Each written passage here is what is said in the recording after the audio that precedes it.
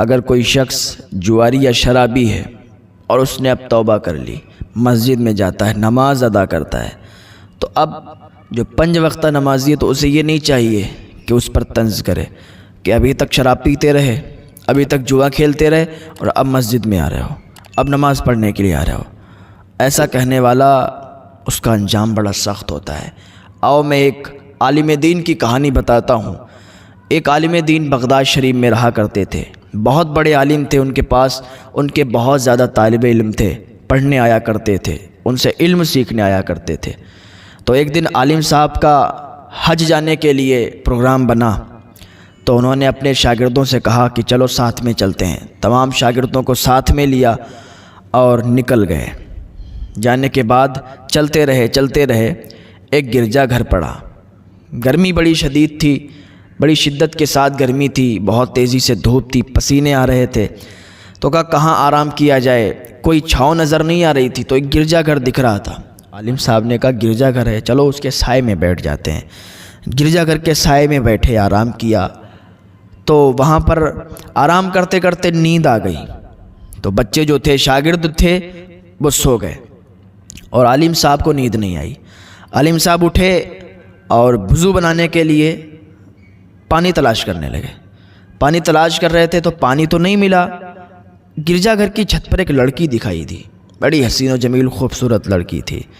گرجا گھر پر جب انہوں نے دیکھا لڑکی کو، تو اب وہ پانی کو بھول گئے، وضو کو بھول گئے کہ ہم پانی تلاش کر رہے ہیں وضو کے لیے، بلکہ وہ لڑکی کو دیکھنے لگے۔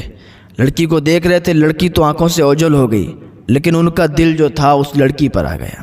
اب پانی چھوڑ دیا، وضو بنانا بھول گئے، گرجا گھر کے دروازے پر گئے، دروازہ کھٹکھٹایا، اندر سے راہب نکل کے آیا۔ کیا بات ہے، کون ہو؟ کہ میں فلاں جگہ کا فلاں عالم ہوں اور حج کرنے کے لیے جا رہا ہوں، ایسی ایسی بات ہے، میں نے ابھی آپ کی جو گرجا گھر کی چھت ہے اس پر لڑکی دیکھی، بڑی حسین و جمیل، بڑی خوبصورت لڑکی ہے، وہ آپ کی کون ہے؟ کہ تم اس لڑکی کے بارے میں کیوں پوچھ رہے ہو؟ تم مسلمان ہو، عالم دین ہو، تم اس لڑکی کے بارے میں پوچھ کر کیا کرو گے؟ کہ بتاؤ تو صحیح وہ کون ہے؟ کہ وہ میری بیٹی ہے۔ کہ اچھا، کہ بڑی حسین و جمیل ہے، آپ کیا اتنا کر سکتے ہیں کہ اس لڑکی سے آپ یہ معلوم کر لیں کہ وہ مجھ سے نکاح کر لے، مجھ سے شادی کر لے؟ راہب نے کہا کیسی باتیں کرتے ہو، آپ مسلمانوں کے عالم دین ہو اور آپ ایسی باتیں کرتے ہو، آپ کی مجھ سے یہ باتیں اچھی نہیں لگتی۔ کہا اللہ کے بندے، میں کیا کروں، میرا دل اس لڑکی پر آ گیا ہے، میں اس سے نکاح کرنا چاہتا ہوں، اس سے شادی کرنا چاہتا ہوں، ہر قیمت پر میں تیار ہوں، جو وہ چاہے گی میں کرنے کے لیے تیار ہوں۔ کہا اچھا ٹھیک ہے، میں اپنی بیٹی سے معلوم کرتا ہوں، ویسے تو ہمارا دین نصرانی ہے، تم مسلمان ہو، اور ویسے تو وہ راضی نہیں ہو سکتی ہے، اور اگر ہاں کوئی اور ہوتا تو میں اس کی شادی بغیر کچھ پوچھے اس سے کر دیتا، لیکن تم مسلمان ہو، عالم دین ہو، تم پر یہ اچھا نہیں لگے گا۔ اس نے کہا کہ جاؤ تو صحیح، آپ اس لڑکی سے پوچھو، اب میں کیا کروں، میرا دل اس پر آ گیا ہے، وہ جو چاہے گی مجھے منظور ہے۔ کہا ٹھیک ہے۔ راہب اپنی بیٹی کے پاس گیا، اس نے پورا واقعہ سنایا، ایسا ایسا واقعہ ہے۔ اس کی بیٹی نے کہا ٹھیک ہے، میں تیار ہوں شادی کرنے کے لیے، لیکن شرط ہے، ان کو بولو کہ وہ نصرانی دین قبول کریں۔ سب سے پہلی بات، نصرانی دین میں آ جائیں، میں ان سے شادی کر لوں گی۔ کہا ٹھیک ہے۔ انہوں نے آ کے عالم صاحب سے کہا کہ آپ نصرانی دین میں آ جائیے۔ بیٹی کہتی ہے میں تیار ہوں، شادی کر لوں گی۔ کہا ٹھیک ہے۔ اس عالم نے فوراً ہی نصرانی دین قبول کر لیا اور اپنا دین چھوڑ دیا۔ جب یہ عالم نصرانی ہو گیا تو راہب نے کہا دیکھو تمہارے پاس مہر کے لیے تو کچھ ہے نہیں، اب تم فقیر آدمی ہو، کہاں سے ادا کرو گے؟ تو کہا مجھے بتاؤ کوئی اگر میرے لائق کام ہو تو میں کمائی کر لوں گا، اور جو بھی مجھے محنت کے پیسے ملیں گے میں ان سے مہر چکا دوں گا۔ کہا اچھا۔ کہا ٹھیک ہے، 1 سال تک تم خنزیر چراؤ گے، 1 سال تک خنزیروں کی دیکھ بھال کرو گے۔ وہ عالم جس سے خطبہ دیا کرتا تھا اسی عصا سے اب وہ خنزیر چرانے کے لیے جاتا ہے، خنزیروں کی دیکھ بھال کرتا ہے۔ ادھر اس کے جو شاگرد تھے یہ نیند سے بیدار ہو گئے، اور یہ اتنے جلدی ہو گیا، 1-2 گھنٹے کے اندر یہ ساری باتیں ہو گئیں۔ وہ دروازے پر گیا، گرجا گھر کے راہب سے ملاقات ہوئی، اس کی بیٹی سے بات ہوئی، اور ادھر یہ 1-2 گھنٹے کے اندر سارا کچھ معاملہ ہو گیا۔ ادھر شاگرد اٹھ گئے، شاگردوں نے دیکھا کہ استاد صاحب کہاں ہیں، استاد صاحب کو ڈھونڈنے کے لیے نکل گئے۔ استاد صاحب کو ڈھونڈتے رہے تو گرجا گھر کے راہب سے معلوم چلا سارا واقعہ، تو شاگردوں کو بہت شرمندگی ہوئی، بہت ندامت ہوئی، اور کہنے لگے یہ کیا کر دیا ہمارے استاد نے۔ وہ دوڑتے ہوئے گئے اس جگہ پر جہاں وہ عالم وہ اسی عصا سے جس سے خطبہ دیا کرتا تھا وہ خنزیر چلا رہا تھا۔ گئے، کہا اللہ کا خوف کرو، آپ ہمارے استاد ہو اور آپ یہ کیا کر رہے ہو؟ قرآن کی آیتیں سنائیں، اچھی اچھی باتیں بتائیں، تو وہ بولا کہ تم مجھے نہ بتاؤ، میرا دل اب اس لڑکی پر آ گیا ہے، اب مجھے نہ بتاؤ کیونکہ تم سے زیادہ تو میں جانتا ہوں۔ کوئی اثر نہیں ہوا۔ شاگردوں نے کہا ٹھیک ہے جیسا تم کرو، اسے چھوڑ دیا اور حج کرنے کے لیے چلے گئے۔ شاگرد جب وہاں سے واپس آ گئے تو انہوں نے صلاح مشورہ کیا کہ چلو دیکھتے ہیں استاد صاحب کا کیا حال ہے، ابھی بھی وہ مانیں گے یا نہیں مانیں گے، ایک بار اور سمجھاتے ہیں ان کو۔ شاگرد آئے عالم کے پاس اور پھر قرآن کی آیتیں سنائیں، پھر دینی باتیں بتائیں، لیکن اس پر کوئی اثر نہ ہوا، وہ خنزیر چرا رہا تھا۔ شاگرد کہتے ہیں کہ ہم نے استاد صاحب کو بہت سمجھایا لیکن وہ کچھ نہ بولے۔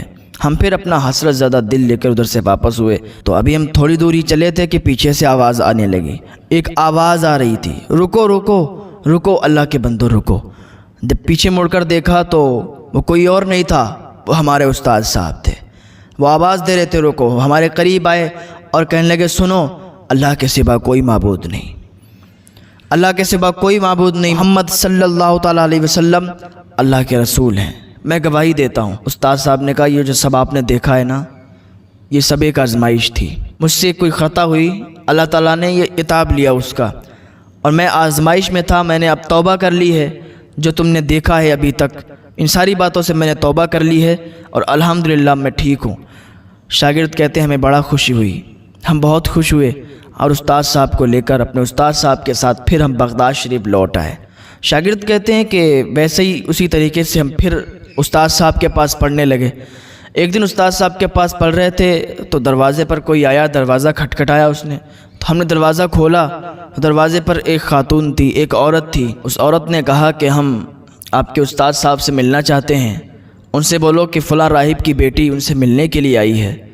جب استاد صاحب کو بتایا گیا تو استاد صاحب باہر آئے تو وہ لڑکی کہنے لگی کہ میں اب اپنا دین بدل چکی ہوں، آپ کے دین میں آ چکی ہوں۔ میرے خواب میں حضرت علی رضی اللہ تعالیٰ عنہ آئے تھے، انہوں نے دین محمدی کے بارے میں مجھے بتایا، سمجھایا، میں بس اسی ٹائم سے کلمہ پڑھ چکی ہوں، اب آپ کے پاس آئی ہوں، آپ بھی مجھے کلمہ پڑھا دو، آپ کے دین میں داخل ہونا چاہتی ہوں۔ استاد صاحب نے اس لڑکی کو کلمہ پڑھا دیا اور جب وہ کلمہ پڑھ کے داخل اسلام ہوئی پھر کہنے لگی کہ میں آپ سے نکاح کرنا چاہتی ہوں، تو استاد صاحب نے پھر اس لڑکی سے نکاح کر لیا۔ تو شاگرد کہتے ہیں کہ پھر ہم اسی طریقے سے استاد صاحب سے پڑھنے لگے تو استاد صاحب سے ایک بار ہم نے پوچھا کہ حضرت مجھے یہ بتائیں کہ آپ جو اس آزمائش میں پڑے تھے کس وجہ سے پڑے تھے؟ آ گئی وہی بات نکل گئی جو شروع میں نے آپ کو بتایا تھا۔ استاد صاحب کہنے لگے کہ بیٹو سنو، یہ آزمائش میں اس لیے پڑا تھا کہ میں جا رہا تھا تو ایک نصرانی دھرم کا انسان آ کے میرے گلے سے لگ گیا، جیسے ہی میرے گلے سے لگا تو میں نے اسے جھٹک دیا، میں نے اسے جھنجھوڑ دیا، دور ہٹا دیا، دور ہٹ، تجھ جیسا ناپاک انسان میرے گلے لگتا ہے، میرے کپڑے خراب کر دیے۔ مطلب میں نے اپنی انا میں آ کے اسے بہت کچھ کہہ دیا۔ جب اس نے اتنا سنا تو مایوسی کے ساتھ پیچھے ہٹا اور کہا تمہیں کیا پتہ کہ تم مجھ سے بہتر ہو کہ میں تم سے بہتر ہوں، اللہ سب جانتا ہے۔ اس کا دل ٹوٹ گیا۔ اس نے کہا اور جاتے وقت کہا کہ تمہیں نہیں پتہ میں داخل اسلام ہو چکا ہوں، میں نے کلمہ پڑھ لیا ہے اور تم نے اس طریقے سے مجھے جھنجھوڑ کر اپنے سے الگ کیا ہے، اللہ اس کا حساب لے گا، اسی وجہ سے میں اتنی بڑی آزمائش میں پڑا۔ تو انسان کو کبھی گھمنڈ تکبر نہیں کرنا چاہیے۔